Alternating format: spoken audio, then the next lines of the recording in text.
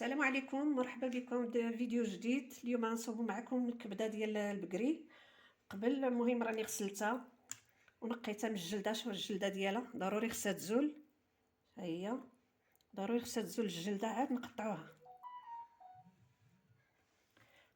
كما بغينا، هانت الطريقه اللي بغيتو، ما تكونش رقيقه بزاف، تكون متوسطه.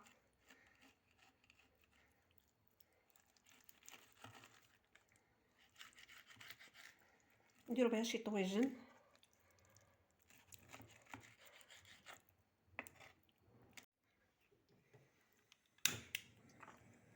بعد ما قطعت الكبده طريفات صغار، اول حاجه غادي ندير الكبده في هذا المقلب بوحده باش تشحر شي شويه بوحده، مع شويه ديال الثومه. هذه الثومه مدقوقه مع الملحه. ندير واحد شويه.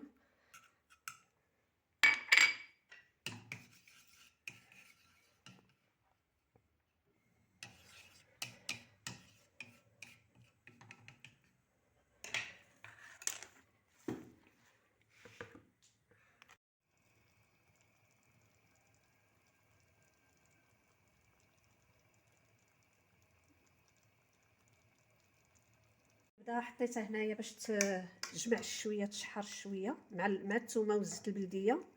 والثومه راه مدقوقه مع الملحه. وهنا غادي ندير في هاد الطاجين غادي نعمل البصله.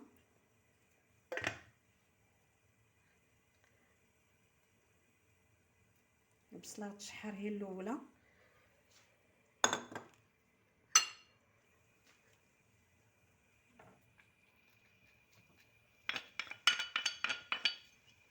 هي غادي ندير هنايا شويه الثومه مع الملحه.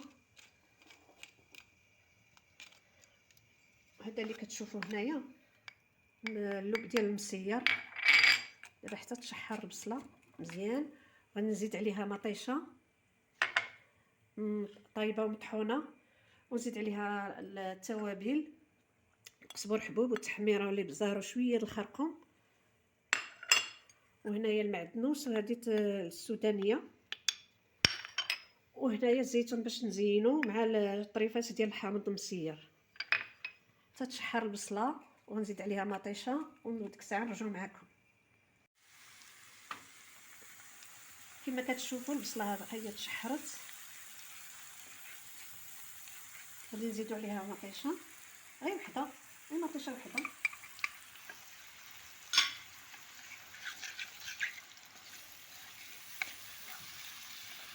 هذه راه مطيشه طايبه. ودابا هاد الكبده اللي درناها تشحرت مع الثومه وزيت البلديه، انا كبيت عندها غير باش كتجمع شي شويه.